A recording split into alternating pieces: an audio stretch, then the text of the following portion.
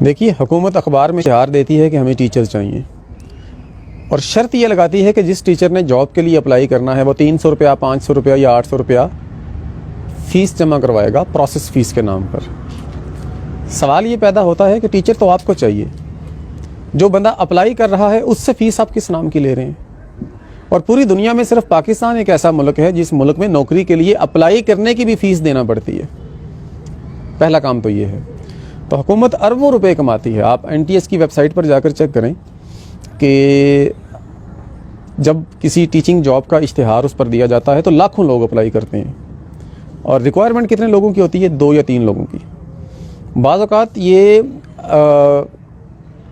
उस शहर का नाम भी नहीं लिखते जिस शहर में टीचर की ज़रूरत होती है, सिर्फ ये लिख देते हैं कि पंजाब के डोमिसाइल रखने वाले जो हैं टीचर्स वो इस पर अप्लाई करें। अब पंजाब में रावलपिंडी भी है, जेलम भी है, गुजरात भी है, लाहौर भी है, मुल्तान भी है, कसूर भी है, ओकाड़ा भी है, यानी तकरीबन को 35-36 अज़ला हैं जो पंजाब के अंदर शुमार किए जाते हैं। तो ये मेंशन ही नहीं करते कि किस शहर के लिए चाहिए। उसका रिज़ल्ट ये निकलता है हर शहर से लोग अप्लाई करते हैं टीचिंग जॉब्स के लिए। उन शहरों से भी अप्लाई करते हैं जिन शहरों में वैकेंसी होती ही नहीं है। तो गवर्नमेंट के पास हज़ारों की तादाद में एप्लीकेशंस आती हैं। हर एप्लीकेशन के साथ 500 रुपया, 700 रुपया, 800 रुपया फ़ी भी आती है। और अब आप मल्टीप्लाई करके देखें नंबर ऑफ़ कैंडिडेट्स को उस अमाउंट के साथ जो अमाउंट गवर्नमेंट के अकाउंट में जा रही है। अगला काम क्या होता है? जब लोग फ़ीसें जमा करवा देते हैं उनका टेस्ट लिया जाता है। और बड़ी हैरत की बात यह है कि टेस्ट लिया जाता है रट्टे का। मार्केट में 300 रुपये, 350 रुपये की गाइड मिलती है, जिस गाइड को रट के लोग पेपर में अपीयर होते हैं, उस टेस्ट को पास कर जाते हैं और उसके बाद आगे फर्दर प्रोसीजर चलता है। वो इंसान जिसका रट्टा मजबूत नहीं है, वो इंसान जिसकी अंडरस्टैंडिंग बहुत ज़्यादा डेवलप हो चुकी है, जिसको बहुत अच्छे तरीके से अपने सब्जेक्ट पर ग्रिप हासिल हो चुकी है, रट्टे में आके वो मार खा रहा है, वो उस टेस्ट को पास नहीं कर पाएगा। अब मैं आपको बता देता हूँ कि सवाल किस तरह के आते हैं। मिसाल के तौर पर पेपर के अंदर आपसे पूछा जाता है कि फ़लाँ जो कुरान मजीद की आयत है वो कौन सी सूरत में है, प्लस आयत का नंबर भी बताएं। मैं आपको गारंटी देकर बता सकता हूं कि अगर 10,000 कैंडिडेट बैठे होंगे उस टेस्ट को पास करने के लिए, तो 10,000 में से 9,990 कैंडिडेट ऐसे होंगे जो ये नहीं बता पाएंगे कि ये वाली आयत फ़लाँ सूरत के फ़लाँ नंबर पर है। हुफ़ाज़ भी नहीं बता पाते बाज़ औक़ात। ऐसे ऐसे बेतुके सवाल होते हैं जिन सवालों का जवाब मुमकिन है एग्जामिनर को खुद भी ना आता हो। मिसाल के तौर पे एक टेस्ट में सवाल आया कि फ़लाँ जो डॉक्टर साहब हैं उनके PhD के थीसिस का टॉपिक क्या था। अब वो डॉक्टर इतना मारूफ ही नहीं है कि लोगों को उसके नाम का पता हो। या फिर बाज़ वक़्त सवाल ये आता है कि फ़लाँ मुल्क के फ़लाँ कैपिटल में कितनी तहसीलें आती हैं। आप पाकिस्तान के टीचर को चेक कर रहे हैं, इंफॉर्मेशन उसकी पाकिस्तान के हवाले से चेक करें। मुझे क्या लगे कि युगांडा का कैपिटल कौन है, मुझे क्या फ़र्क पड़ता है कि शेक्सपियर की कितनी एज थी। मुझसे पाकिस्तान के बारे में पूछें, पाकिस्तान के बारे में सवाल ही नहीं होता। जनरल नॉलेज का जो सेक्शन होता है उसमें सवाल ही ऐसे पूछे जाते हैं टीचर्स से जिन सवालों का उन टीचर्स के सब्जेक्ट मैटर के साथ कोई ताल्लुक ही नहीं होता, बेतुके सवालात। फिर जो इंग्लिश का जो सेशन आता है NTS के पेपर में या PPSC के पेपर में या फिर फेडरल पब्लिक सर्विस कमीशन के पेपर में, उस इंग्लिश के सेशन में जो सवालात होते हैं, आप उन सवालात को पढ़ेंगे तो यकीनन आपके जहन में पहला ख्याल ये आएगा कि एग्जामिनर ने ये सवाल टीचर को चेक करने के लिए नहीं डाले बल्कि टीचर को फेल करने के लिए डालने हैं। और अगर उसी तरह के सवाल देने हैं तो मैं दावा करता हूं कि ये जो लोग ये पेपर सेट करते हैं इनका पेपर ले लें। इस तरह का इंग्लिश का एक सेशन मैं बना देता हूं, पास कर गए तो मुझे कोई भी सज़ा दे लीजिएगा। क्या टेस्ट इसलिए किया जाता है कि इंसान को फेल किया जाए, या इसलिए बंदे को टेस्ट किया जाता है कि चेक किया जा सके कि इसके पास इंफॉर्मेशन कितनी है? हमारे यहाँ इसका समझें कि गंगा उल्टी बह रही है।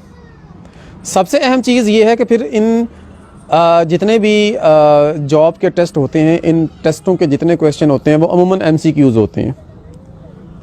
भाई आप उससे कहें कि अपने सब्जेक्ट के फ़लाँ टॉपिक पर नोट लिखो, जिसका सब्जेक्ट के ऊपर जनाब गौर व फिक्र होगा, जिसकी कमांड होगी, वो उस पर एक डिटेल नोट आपको लिखकर दिखा देगा। आप 100 सवाल डाल रहे हैं और 100 के 100 MCQs हैं, आप उससे सब्जेक्ट के मैटर पर डिटेल्ड नोट नहीं लिखवा रहे। तो इसका मतलब यह है कि आप इंफॉर्मेशन नहीं चेक कर रहे, आप रट्टा चेक कर रहे हैं।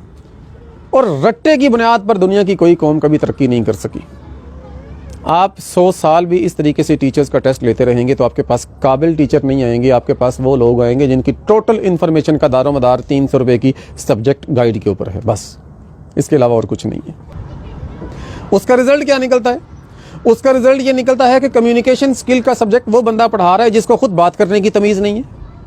उसका रिजल्ट ये निकलता है कि गाइड से तैयारी करके रट्टा लगा के इंग्लिश वो बंदा पढ़ा रहा है जिसको खुद अपना इंट्रोडक्शन करवाना भी नहीं आता इंग्लिश में।